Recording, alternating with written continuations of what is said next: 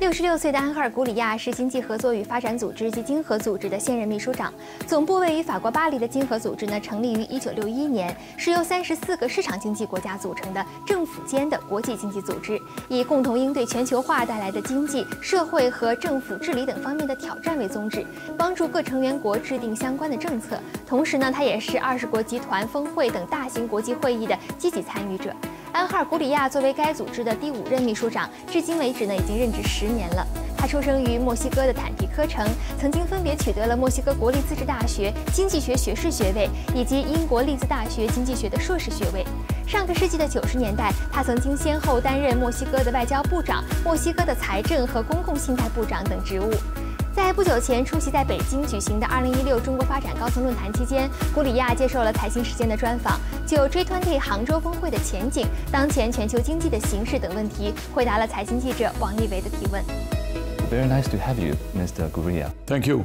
So I'll start with the G20 meeting. So do you think the G20 meeting give an appropriate and adequate response to the environment we are just facing right now?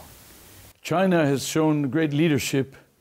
And I also should say a very well-targeted set of agenda issues that they have shown.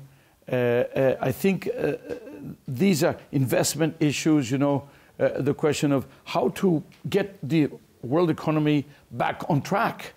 After all, it's a very mediocre average growth, 3% for the whole world economy.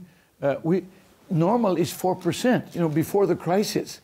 So even 8 years after the crisis, we're not yet back to that. Then you have the great drivers of growth, which are, you know, investment, trade, credit, emerging economies. So all are very, very mediocre. The performance, trade is growing at 2%, below the world rate of growth. That's very bad. The case of investment is growing at perhaps 3%. It should be growing at 7%. Credit is not flowing normally in the larger economies in Europe, etc. So the fact that we can discuss these issues, but together with some social issues, the focus of China on persons, on individuals, and also very consistent with a 5-year plan. That's now more focus on the people, more focus on the individual, not just on the growth. So it's consistent. There you have the G20 and you have your 5-year plan in an area where there is convergence. And we have been analyzing, you know, we've been working on the China for more productivity, for more investment, for more growth. And at the same time, we are trying to put some of these elements also and work with China on the G20 agenda. So it's been a pretty busy season. I think many people think it's below expectations in terms of the outcome coming out of the conference. Do you subscribe to that? No, there is always the same. It's like a curve, like you know. It's first of all, it's fairly flat, and expectations grow, and then. They want the G20 meeting to cure all the problems in the world, you know?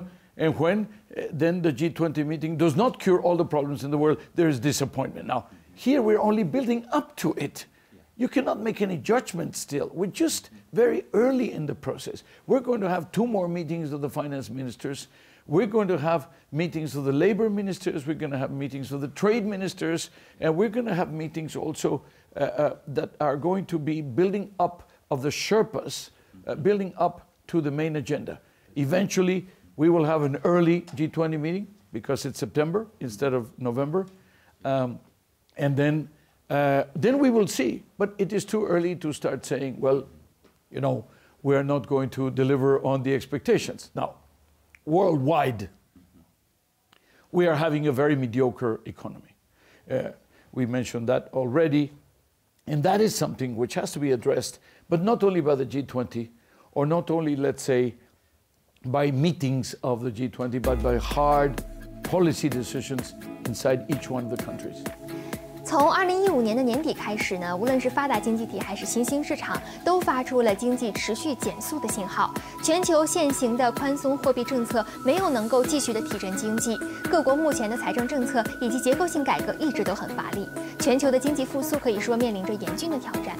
对此，古里亚表示，现行的货币政策推动经济发展的余地已经不大了，而政策改革需要各国加强创新、教育以及基础设施方面的投入。I actually want to come to that.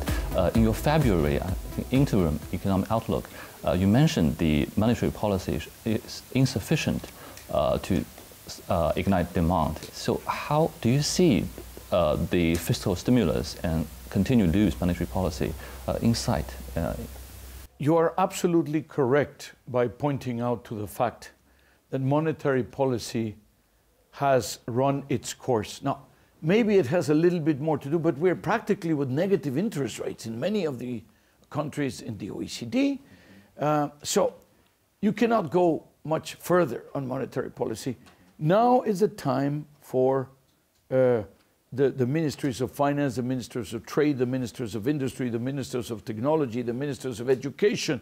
You know, these are the guys who now have to take over and do all the policy implications.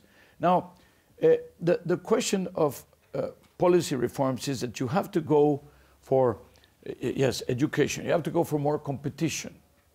You have to go for innovation. You have to go to how do you use the digital to the greatest possible extent. But you also have to take a hard look at traditional fields like agriculture, manufacturing. How do you improve the productivity?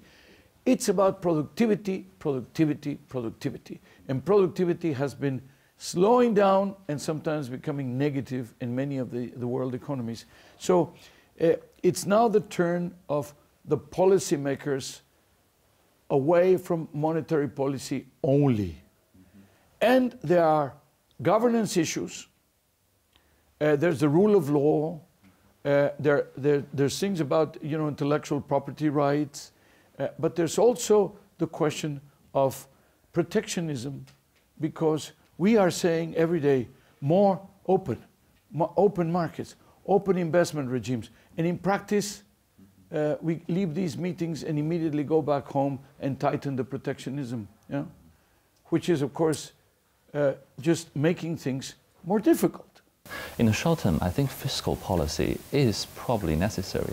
We were just talking with Ben Bernanke. He emphasized Germany and China are the two major economies which have fiscal space. So in your view, which countries should really push on the fiscal side? I think there are a number of countries which have fiscal space, but space defined in the following way. That if you choose some very well selected infrastructure investments, they will break bottlenecks in the economy. They will make the economy more productive, more competitive. This will increase the revenue because it will be faster growth. Then the debt to GDP can actually reduce rather than increase. Now, I say this 8 years after we have been consistently tightening the fiscal situation. I would not have said this in 2009 or 2010, because then we had, among other problems, a debt problem. Now the debt problem, there's still debt challenges in some countries, but there's been massive consolidation of the fiscal position of the countries. Therefore, these countries that have succeeded with the fiscal consolidation can think of some stimulus, mostly in the form of additional investment, mostly in the form of infrastructure, long-term infrastructure, that will then produce these positive outcomes. And as I said before, even reduce the debt to GDP ratio over the medium term. Yeah, is there any example of targeted areas which you can say for any country? You can pick your country maybe. Oh, what I think medium and long-term needs of infrastructure practically are in every country. Do you think monetary authority should help them in a way that do things like helicopter money? Listen, this helicopter money thing, I mean, it's a little bit of a caricature. But so nobody's thinking about that. You know, the fact that it comes out in some newspapers does not mean that we are moving into that option. But the question is the following. The fiscal consolidation was necessary, both because objectively it was required, and second, because you needed to give signals to the market that you were looking at this problem, that you were aware of the problem, that you were doing something about it, and also that you were not moving against a wall and going to crash against the wall, okay? That has been done. Now, I'm not talking about China here because China has such a low debt to GDP, and it has kept its public finances in very good shape. But that's precisely where we say that China has room. That's right. So it can actually be part of the tools that are used for keeping 6.5% to 7% growth. This is why today I am saying in the news, I am saying it is achievable, it is doable, it is possible, among other things, because we believe that it has this room on the fiscal side. The second is that the austerity, so-called austerity, in some countries was absolutely indispensable. If you did not stop the growth of debt in, let's say, Greece, or also in Spain, or in Italy, or in Ireland, or in Portugal, you know, you would have had a serious problem of instability. Actually, we saw it in the case of Greece. So that has been controlled. Now we're saying, okay, you mentioned Germany. I repeat again, China, but what about the United States? And then some countries which have achieved much greater stability in their fiscal accounts in Europe and other places in the world. I would say, do they have the room? I say the room has to be created. And this room, as I said, is not just spending more. Actually, you have to reduce spending in a number of areas. But the idea is, how do you channel those savings or this additional stimulus, again, well-chosen, long-term, mostly infrastructure, high multiplier projects. 今年的2月份，经合组织发布最新一期的全球经济展望报告，对中国2016年的经济增长预期维持在6.5%，对中国经济前景的稳定性表示肯定态度。古利亚表示，尽管中国经济增速有所放缓，但仍是支持全球经济增长的重要因素。而中国呢，正在推进的结构性改革将激发新的增长动力。 You have in your interim economic outlook a forecast for this year for Chinese growth at 6.5%, and then for next year 6.2%. Then, given these numbers, is a 6.5 target achievable with the next 5 years? We believe the target is achievable. What we believe is happening is that you're seeing a real transition. We have documented the transition. We have a graph that is like a crocodile because it's opening like that. You know, investment is coming down and consumption is going up. Okay, this is precisely what the new model is about, the new normal is about. So it's having real consequences. The only problem is that the increase in consumption is more gradual in the impact on growth. And if you have a reduction in investment, and now the problem of overinvestment in some sectors, that inevitably will have a slowdown impact. So we are saying this slowdown impact will last into 2017.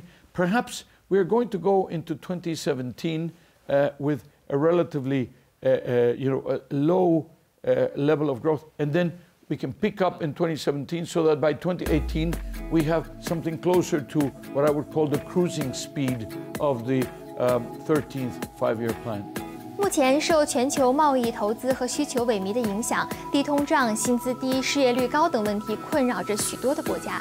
谈到了如何在全球经济低迷的现状下保障就业，古利亚强调，关键呢是加强人才培养的投入，进一步提高员工的职业技能。这不仅仅是要靠员工自身的努力，也需要企业给予充分的重视和支持。given the challenge, the unemployment situation is, of course, may be deteriorating in advanced economy, except the US, it's a big problem. Nowadays, with China tackling overcapacity, it is increasingly becoming a problem again. What kind of measures do you think European countries and China could adopt, trying to save workers, not jobs? The answer is skills, skills, skills. And of course, investment, because if you do not have investment, it's going to be very difficult to apply the skills. The answer is also innovation, and the answer is an appropriate regulatory framework. That has to do with the governance. So the investment is necessary because that is what is going to produce new technology, it's going to produce new instruments and new tools. But the most important thing is that the workforce that is being now threatened by the slowdown, but also by technology. You are investing in new technology. The technology can represent a threat to the workforce if the workforce is not sophisticated. So we're talking about reskilling, upskilling the workforce, creating a more knowledge-based workforce, because up to 40% of the low-skilled, which is the low-skilled workforce, 40% of the total workforce could be under pressure. And the way to make the jobs more portable and the jobs more, let's say, to preserve the jobs is to have better skilled jobs, more sophisticated jobs. So we really have to this is public policies. It's not going to happen magically. It doesn't happen automatically. But also the companies have to become schools. Large companies have to become universities in order to train the workforce. And thus, the workforce will become more productive. This will be good for the company itself. And then there will be more loyalty towards the company. The company can continue to invest in the workers, and it will be a very virtuous circle. That's right. Last question on the housing market. I know in advanced economies, housing market is a driver for the economy, but also an annoyance a lot of the times in US, UK, Japan, etc. Nowadays in China, it seems there is increasing divergence of its housing market. In first and second tier cities, it's become very frothy right now with the monetary policy have to kind of get loosened. Is there any advice from advanced countries that you can cast for China on how to manage its housing, not going to crash, but also not become too frothy? Well, there are a number of problems. Housing in many of the OECD countries has become so expensive that it is out of reach for young new couples who have to stay working, living with their parents, or sometimes renting apartments. But the rents are going up also if the price.